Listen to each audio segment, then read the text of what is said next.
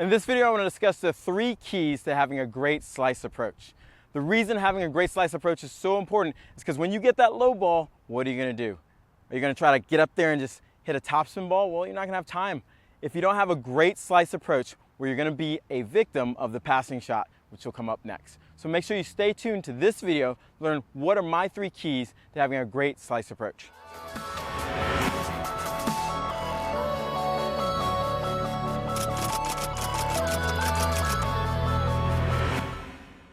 Like I was saying before, in this video you're going to learn the 3 keys to having a great slice approach.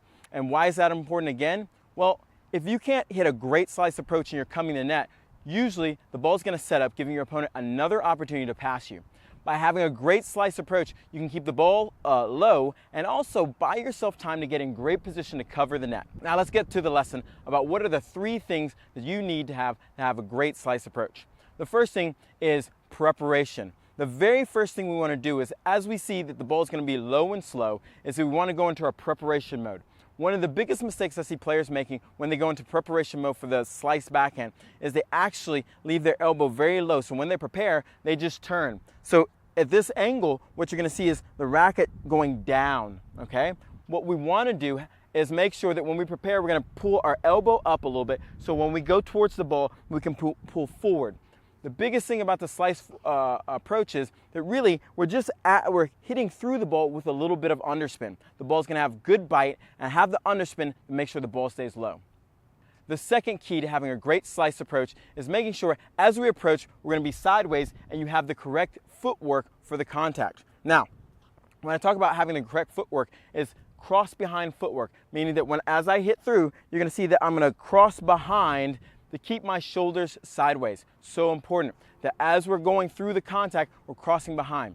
As we think about contact, in the third most important thing, when we make contact, we don't want to hack down on the ball. We actually want to start a little bit higher than the ball and come down and across, okay? Maintaining the racket face angle during contact. This is one of the biggest mistakes I see players making, that they do this cupping action where they hit and then they open the racket face, and what happens is the ball floats away and they don't have that nice biting slice. So in review, we want to make sure we're going to prepare nice and early with the elbow a little bit higher.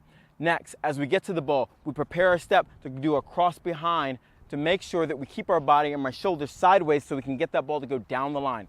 3, at contact, we're going to start slightly higher than the ball, pulling down and across, okay? And to make one note, when I say down and across, I'm not hacking the ball. I'm gently pulling down and across, maintaining the racket face during contact.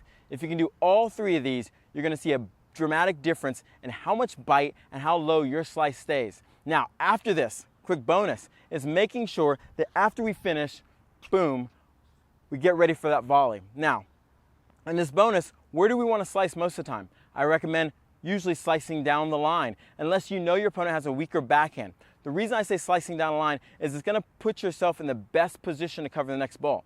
Now, there are opportunities to slice cross court. If you know your opponent has a weaker backhand, great, slice cross court. Just know that you're going to have to cover a little bit more ground to make sure you cover the passing shots.